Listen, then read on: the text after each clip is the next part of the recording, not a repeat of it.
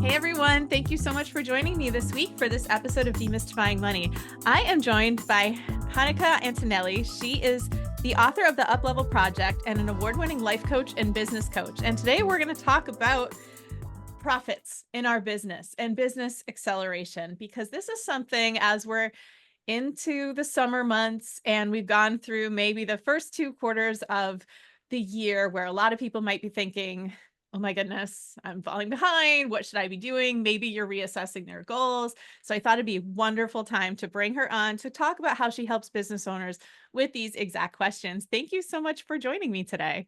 Oh, thank you, Misty. Thank you for having me. We were just joking and saying, how have we not crossed paths yet? So I'm so excited that we are finally together and going to be spending some time just talking about some really important and, to me at least, very fun topics. This episode of Demystifying Money with Misty Lynch is proudly sponsored by Soundview Financial Advisors. Visit www.soundviewfinancialadvisors.com to learn more. Yes, definitely. And I know I've worked with some people who've worked with you in the past. So it's wonderful. I feel like there is such a huge benefit for entrepreneurs and for people who are trying to, build a business, because I saw something on your website that I thought was really important. It says basically that no one's going to give you permission to build a profitable business. And I feel like a lot of us, particularly us women, have been given permission or have been waiting for someone to maybe tell us that this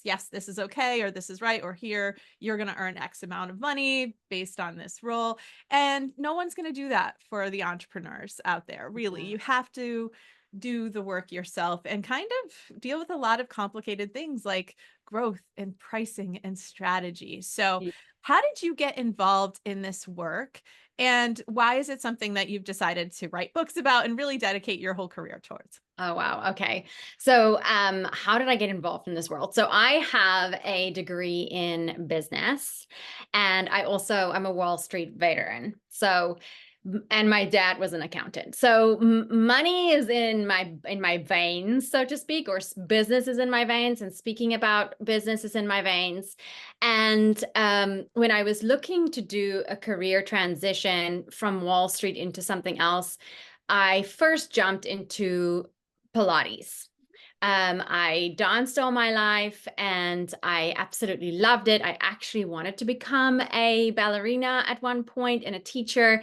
And my dad was like, hell no. You need to be able to pay your own way. Now, in South Africa, the economy is a little different. Making money as a dancer is not necessarily as easy as it could be in the US, just because of economic opportunity.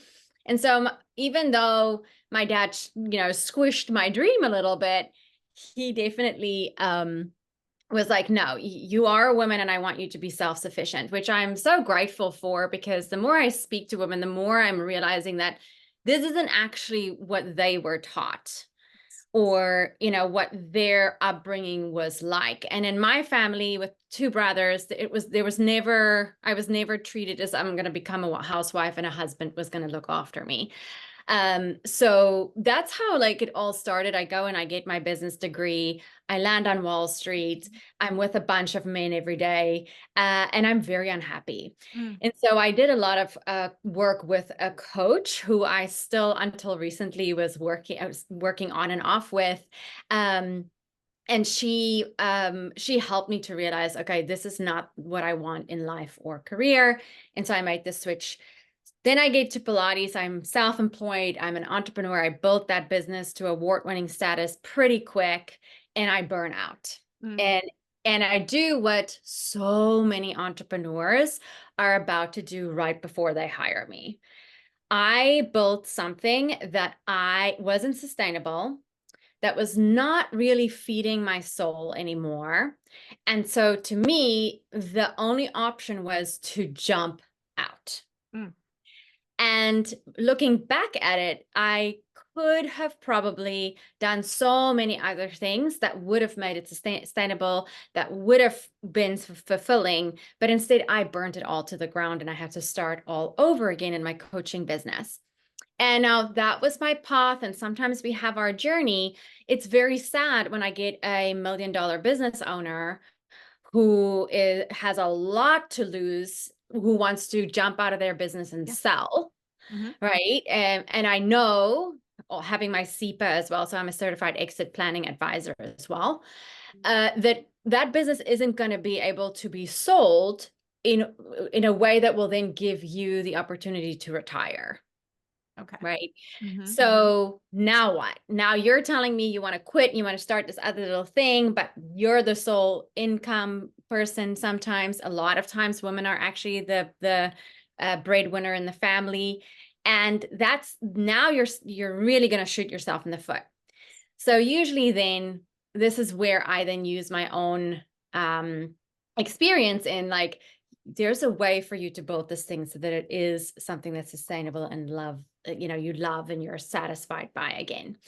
So that's like a long-winded way of how I've gotten here.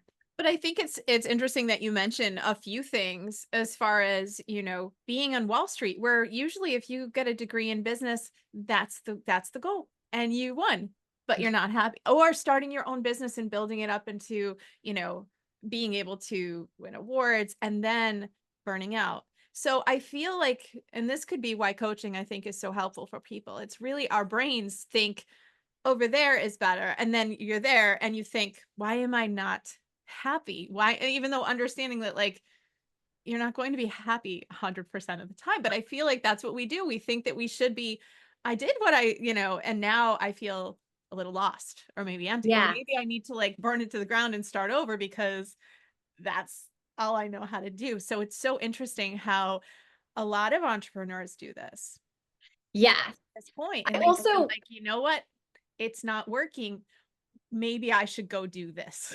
And they start doing exactly. And this is where that internal, it's such a cliche that they're like, business is 80% mindset it. Mhm. and 20% semantics, but it is 1,000% true. Mhm. In that, specifically with entrepreneurs, usually those individuals are very high achieving, which means they're extremely hard on themselves. I'm speaking for myself. Mhm. Like, I have a very high bar. And very often, if you don't work on your mindset, you're going to pull yourself into a lot of trouble internally, or internal turmoil and internal unhappiness, because a lot of times what business owners do, actually I think 100%, because there's this saying out there, your business is your baby, which is BS. Mhm. Your business is not your baby. Your business is a separate entity from you. But as a solopreneur, and most of my clients start as solopreneurs, and then they accidentally pull it into this like $1 million event, and now there's people to run, right? And what happens is, if you are not clear that you are separate from this business, then whatever the business is doing, you're allowing to mess with your self-esteem, because you're allowing that to tell you that your worth. And that's a lot of times also where women run into pricing, because they want to put a price on their self versus their skill set. I've seen that where people will, yeah, they'll want to discount or they'll set their prices because they don't want people to think differently about them instead Yeah, of running a business, right? Like if you were out there, if you were working for a corporation and this was the pricing structure and this, you wouldn't necessarily connect it to, they're going to think I'm greedy or that I'm this. And what if they don't see the value? And so I think that is such a personal thing that people, and then they get burnt out or they have too many clients or too much work to do and they can't deliver. And exactly. that I think happens to so many entrepreneurs. And I think that their heart is in it. But how do you get people who are struggling with that sheer pricing their services? How do you get them to get that mindset straightened out so they can do it in a way where they can actually feel good about saying their pricing and also be more comfortable hearing no? Yes. Oh, yes. Rejection feels so. So there's two things here. And in my book, The Up Level Project, I share this formula that I have come up with that very closely shows you or is in alignment with like how a brain works. And so when it comes to money mindset, I usually use this formula quite a bit with money. Mhm. And the up level formula is beliefs plus thoughts plus language plus your feelings plus actions. It's going to give you results. Now, although this formula is written linear so that people can understand it easily, that's not necessarily how it works in your brain. Your brain definitely works in like zigzags and whatever. But usually the first thing that I'll notice when someone has a pricing issue is the way that they talk about either their service or themselves. And it's usually that then shows me that there's some internal dialogue, which are the thoughts, and then some underlying beliefs of why they are pricing the way that they're pricing. Very often, that then is like, I have to help them to separate, this is your skill set that you're pricing for, not you as the person, because every single human being, we cannot put a price on your life. Mhm. You are priceless. You are a gift. You, without anything, came into this world. If you're a mom, you're definitely going to understand this. If you're a dad as well, like your child immediately was like, oh my God, this thing is the best thing. And it's so valuable. There's no price on this baby. And you are still that baby. So there's that to remember just from a fundamental thing. And then there are all the things that have happened. Society, I actually refuse to watch any movies or things like that where rich people are constantly portrayed as bad people. Mhm. Because that's an external thing that gets fed in and then it gets stored down there that you can't be rich because you'll be bad. So I go into like all the beliefs that you have around money, all the beliefs that you have about quoting your prices, all the beliefs that you have about your service. And we tease that out and we see what is actually fact and what is just a thought that you thought a couple of times or society's norms that came in.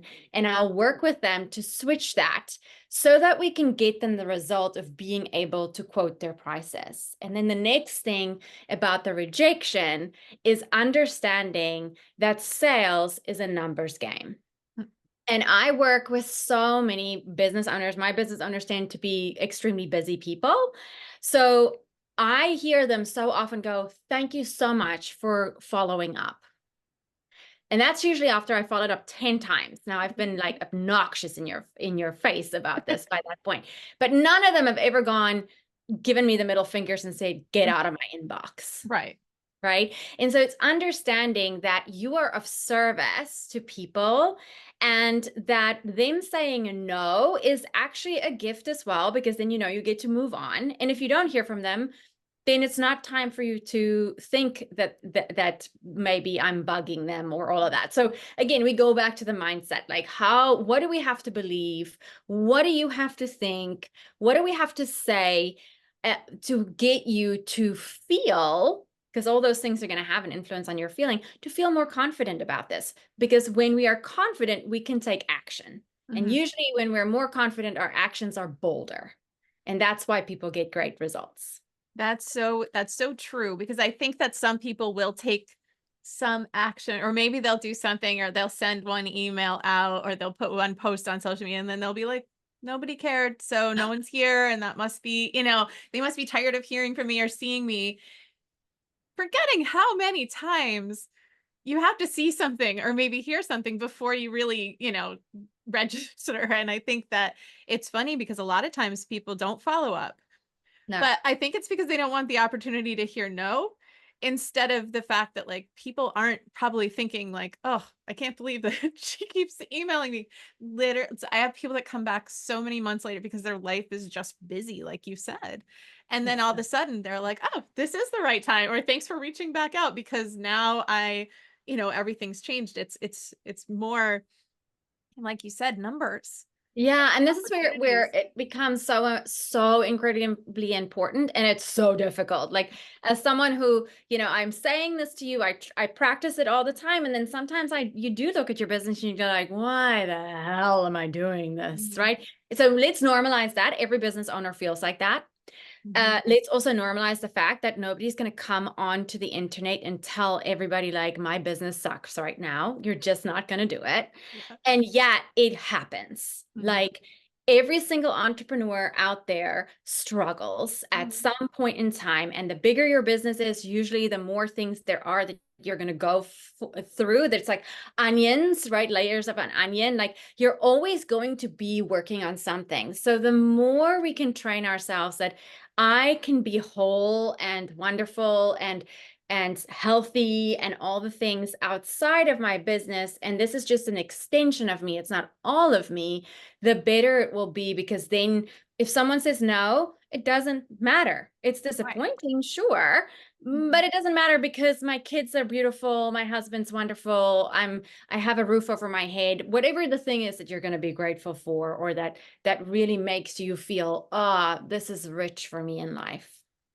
So with pricing, I do think a lot of times there is a fear financially of not being able to get enough sales or business. So when you have people who are really, maybe they're starting out in their business and they're really unsure, how do you help them kind of get over that initial, because I've seen it happen in my industry quite a bit where people do discount and then eventually they're like, oh, I wish I didn't do that, or I wish I didn't take these, how do you get people to feel that comfort, but also set a number that would be, able to support their lives? Is that where, you have to start looking at the math and using Yes. those business? Yeah. Yes. Usually here we're looking at math, right? You want to make $100,000.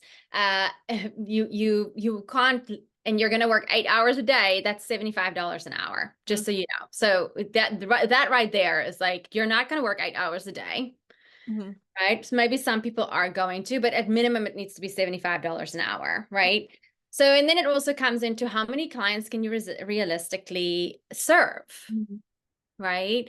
Now, if we're a bigger business, then obviously the math goes different because it's a scalable product. Like there's many more things that we look at.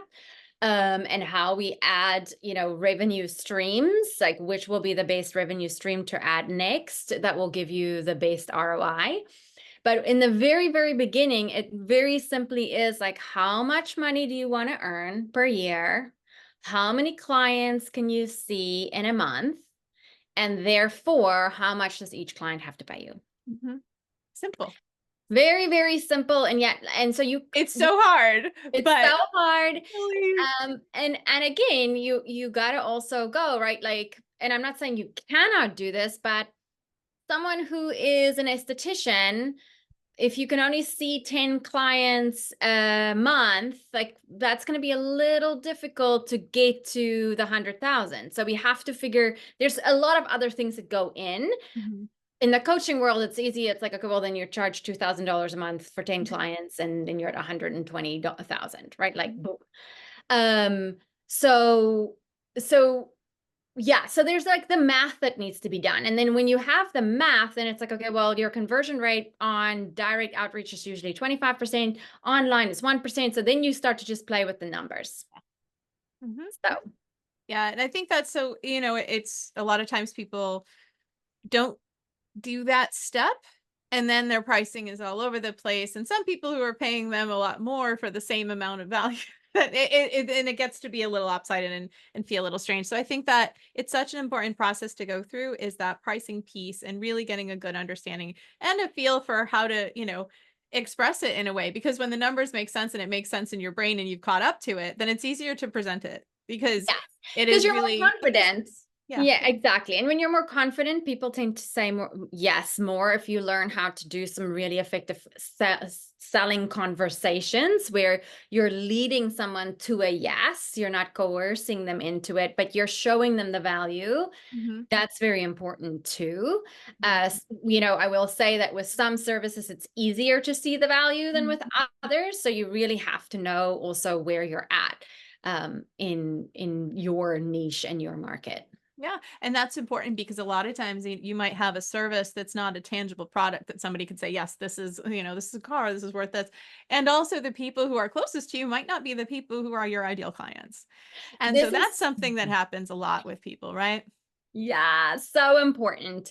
It's interesting because I will turn to my husband every now and then and I'll go like blah blah blah blah blah blah, ask him a question, and then he starts giving me and I'm like, oh, why am I asking you? You are not my ideal client, right? And of course he means well, and he's wonderful. He's an entrepreneur as well, but he's not in my business, and he isn't, so you have to remember who you're talking to, which is also why I really, really advise that people get a trusted business group, that they know the people in the group know them. So this isn't usually a to the masses group. I really want you to think about, who are my sacred safe space people? Mhm. Because it's very easy to go into these huge business groups and ask a question and get 1,000 really good opinions, Yeah. but they're all very different because they're coming from very different perspectives, and they do not know you or your business or your situation. So, I run a group, Business Growth Achievers, and the whole point of that group is it's a vetted business community. It's specifically for service-based entrepreneurs,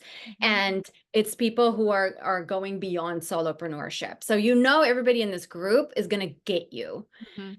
And so you really want to find yourself a space like that. It's so important. And when I see people put those posts out there, like, I have this, I created this course or this product, what would you pay for it? And then you'll see people be like, I don't know, $10,000. Other people be like, $10, zero. And then you're supposed to try to make sense of that. And it's like, it's difficult because I understand wanting to get the information and being able to like ask a group is helpful, but it's true. And when I was doing financial planning at John Hancock, we were trying to price it. And I remember my manager at the time being like, $400 is good. People say yes to that. It's fine. And I was like, $400, like, like seriously? But then I was like, he is a person who will never hire a financial planner because he doesn't need to. He's, in finance himself. It was just interesting because we were so, but then if that's the price, that's, it was just an Yeah. interesting way to think about it. And then finally I was like, you're not the ideal client here. Not even close. No. Like, so, it would be a different industry, a different Yeah. salary, all of these things. And it was funny to try to do that without getting really good quality information. Exactly. So you really don't ever want to ask anybody what your service is worth. Yeah. Because we all have money stories, Yeah. and we all come from very different backgrounds, very different things that we value. So it's very important that you know exactly who your ideal client is. More importantly, what is the benefit of your thing? What is it that they're going to get out of this? Specifically, if it's something that's not like as easy as a facial or, chef that's delivering food or counseling or something like that, where you're selling a service that's maybe a little less, people don't understand necessarily the benefit. But even financial planning could be like that. We just heard that now from you. So, and then you want to know your brand positioning. Who are you going to be in the market? Are you going to be Dior, or are you going to be Mr. Price? Oops, we don't have Mr. Price here. What is it? Gap. Are you going to be the Gap? Right? Yep. So you really understanding where do you fall, and then go from there.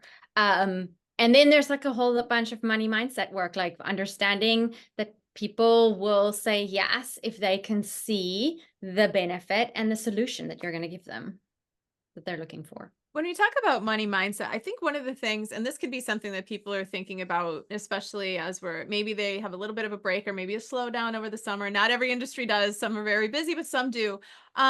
With setting clear goals, because I think this is one of the most important things that people can do in their business.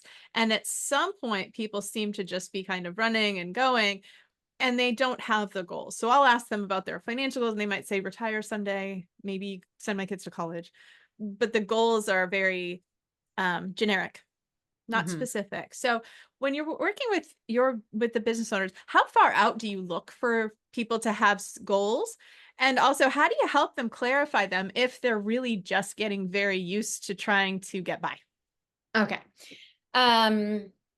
So this is part of the process that I take my clients into, because most of us are just looking this month. Yeah. We usually start at the beginning of the year and we're like, I want make X amount of dollars, and then we get busy and life happens. And one of two things happen. Either you're looking at the numbers so often that you are starting to feel behind, because we tend to want to break business numbers into, well, if we're going to make $1 million this year, then X needs to be made in January, X needs to be, and not, businesses don't flow like that. We have busy seasons and slow seasons. Mm-hmm. So if, I know of a business owner who the majority of their income gets made, I want to say like January, February, and March. And then the rest of the year, it's kind of slow. And so understanding the cycle of your business, and the way that you get to understand the cycle of your business is by tracking your numbers over time. Mm-hmm. It's really, really important that you, start to track things. Track your marketing efforts and track your money. And then I also, in the Business Growth Achievers group, we have this business growth acceleration sheet. So there's forecasting, and then there's the tracking of money.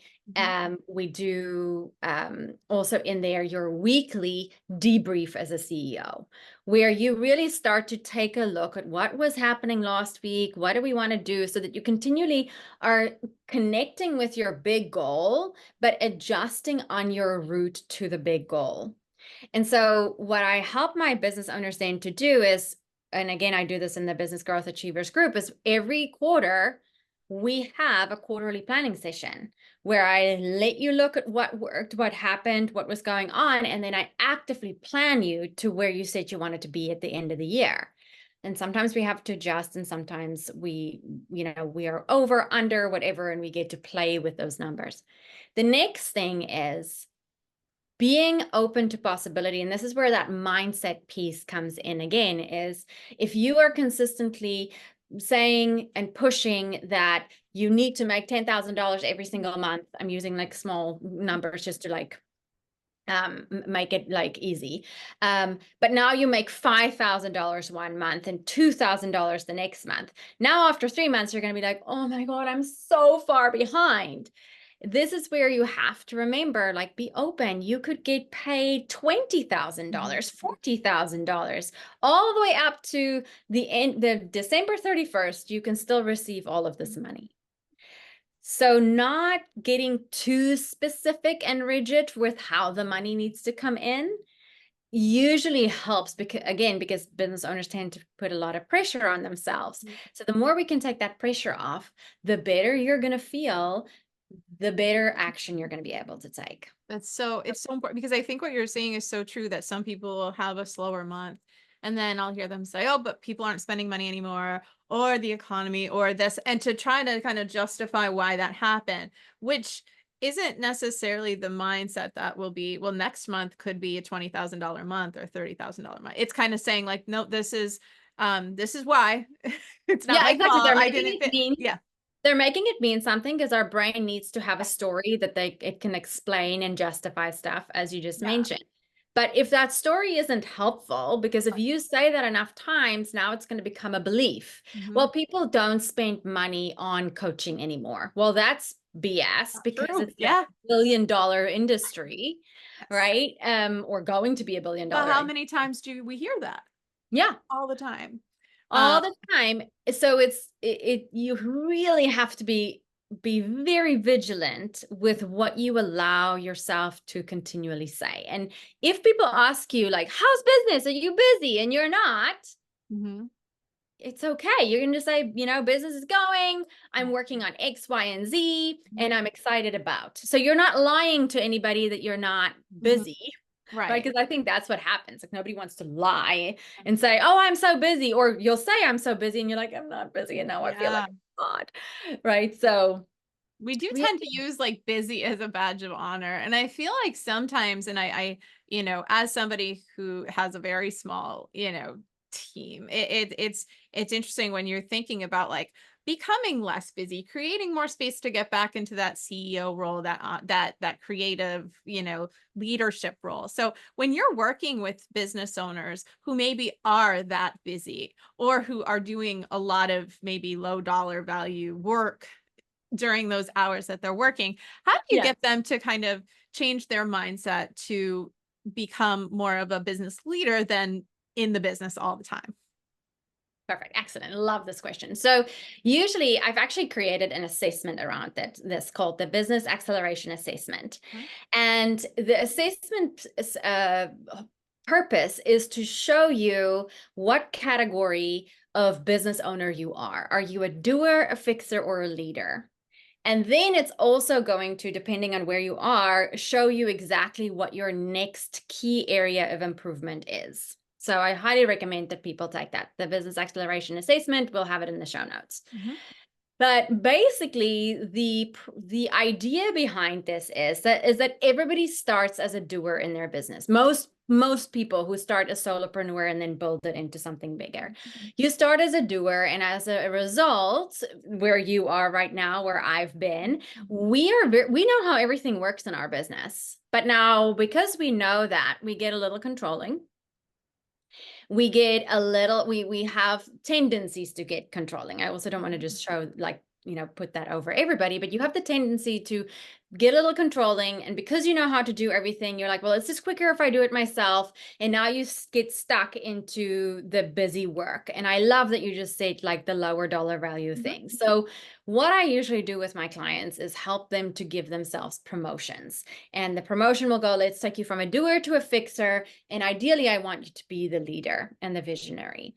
And when we go from the doer to the fixer, that's usually we have a little bit of a team now, but we're still jumping in too much. We're still getting pulled into the day-to-day too much.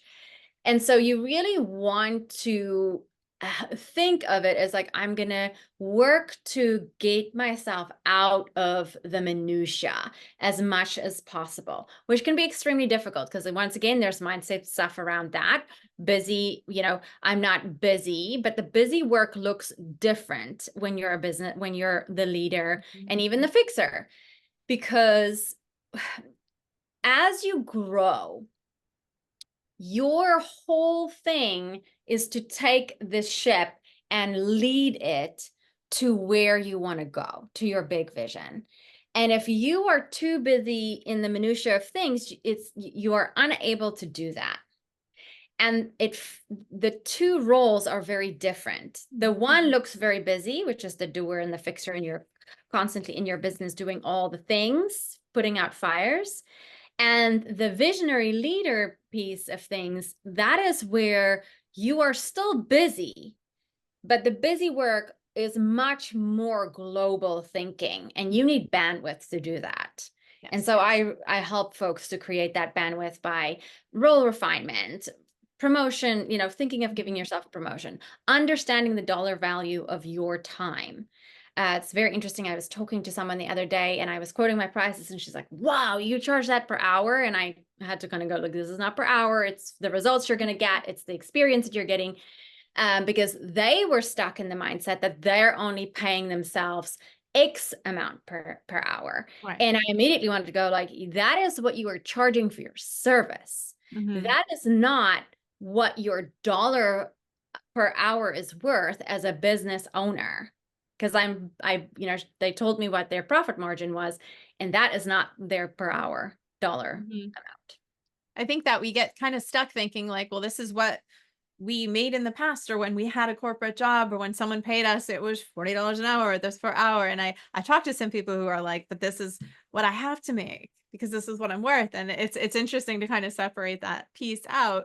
But you're right, as far as, that expansive, the global thinking is something that does require space. It requires bandwidth, like you said, and that capacity to do it, which I think some of us then get burnt out and think, oh, okay, I guess I got to go build something brand new and start to get into that space again, where we start to think, and instead of really figuring out how to do that in our current role, if it's possible.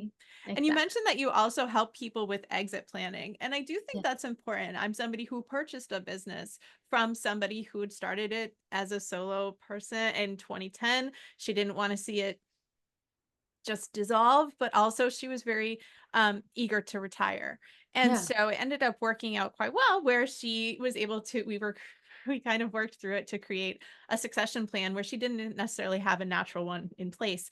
So how do you help people who are maybe thinking about, and I think every business owner should have a plan to leave the business. My father worked until the day he died. My grandfather did the same thing. All the entrepreneurs in my family, they never retired. I've never seen anybody comfortably, successfully retire. Yes, And yes. I'm curious what your thoughts are there about, whether people are looking to leave maybe for the wrong reasons, or if it is time to kind of sell the business or graduate, how you help them with that mindset shift if they've Yeah. started to kind of identify as the business. Yeah, so this is actually where I am in my work trying to do this with entrepreneurs earlier. And so Mm, when you work with me, if you are still in your growth stage, I'm already like hammering this into you. Like, we need to harvest this business. What's your financial life plan? Like, are all the things in place? Because that there's like the 4 Ds disability, divorce, death, and departure. I mhm, can't remember what the other D is that they talk about in exit planning. And this is, people think that one day when I retire, but things can happen tomorrow that mhm, influence you and your ability to earn. So we need to make sure that this thing is ready now, either to transition, whether that's by sale to the next generation. You need to be aware of that. And so too often people also, to get a business ready for sale can take up to 3.5 years to get it ready, right? And so if you're coming at age 54 and you wanted to retire at 55, that may not be at all possible. And depending on what you've done, you may also have built this thing in such a way that it's now impossible to sell it, because 80% of the businesses that could put on the market today do not sell. mhm. Again, I'm going to say that again. 80% of the businesses that get put on the market do not sell. And they Oh, don't sell because they're owner dependent. mhm, There's no systems or structures or written anything in place. The marketing plan isn't there. The team isn't functional. There's so many reasons why. And so how I get people usually ready for that is by starting the conversation, mhm, when they first meet me, like 10 years ago. But if it's someone who's now coming to me, usually I will fight you to not sell it. I will just be honest. I'll mhm, like, for this, if it's a $50 million business and like you're ready to exit and it's going to be an easy thing, of course I'll say yes. mhm, But if you're coming to me with like, a business, you're not quite at retirement age and you're just burned out and you no longer want this thing, I'm gonna fight with you a little bit to first stay and let's like first make these changes, see how you feel, because I don't want people to make decisions because they are that it's coming from a place of fear, right? Or urgency, or I just hot potato need to, like, this is just escaping because it will be greener over there. mhm, So that's the first thing that I'm going to do. Then the other thing, the reason why this may sound contradictory to what we're trying to talk about, but 1 in every 4 business owners are regret selling their business. So I don't want you to be one of those people. So I'm first going to help you to build something again that A, we can sell, but B, also maybe get you out of that hot potato feeling, so that you're really making a decision of like, this is grounded. I really want to, I'm done. I live here. I loved it. It was great. And now I'm going to release it. yeah, The other big thing that needs to happen if you're going to sell your business is I am going to push you to tell me what you are going to do afterward. What is that new version of you going to do? What they talk about this in the exit planning community as your second act. mhm, So what is your second act going to be? Because the clearer you are in what that will be, and the more you can see and feel like that is definitely going to be something sustainable, enjoyable, satisfactory for me, then we're not going to run into issues when you're selling the business, which often happen is the seller will sabotage the sale. Right. So there's a bunch of things that I would do with a business owner. yeah, One is A, make sure it's sellable. 2, make sure that you're ready to really sell and this isn't just a hot potato decision. And then the other thing is get you ready for your next act. It's so important that you mentioned that, because I have seen a lot of situations, especially in like where people sell and then stay in my industry, and I haven't seen one person do that in a way that felt good after a while. And then also, in my situation, she was so ready, and it was just like we met the clients together, it kind of just worked, and it was never like, hey, how's it going, kind of like wanting to come back. She was straight to Connecticut shoreline and was like fully grounded in the decision. And And that's so beautiful. it's such a different, because people wonder like, oh, how is she doing? She's great. She's a client. We Yeah, still need one. All of these things that kind of happened in a way that wouldn't have necessarily happened if she was like, I'm just done. I'm just stressed. And then maybe that's why so many people are, after a while, are like, oh, I it's wish I the didn't. same thing if like it's greener over there, but Um, everywhere you go, there you are. Yes, So right.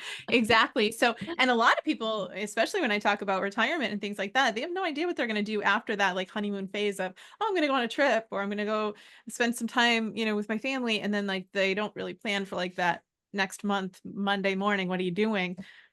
No idea.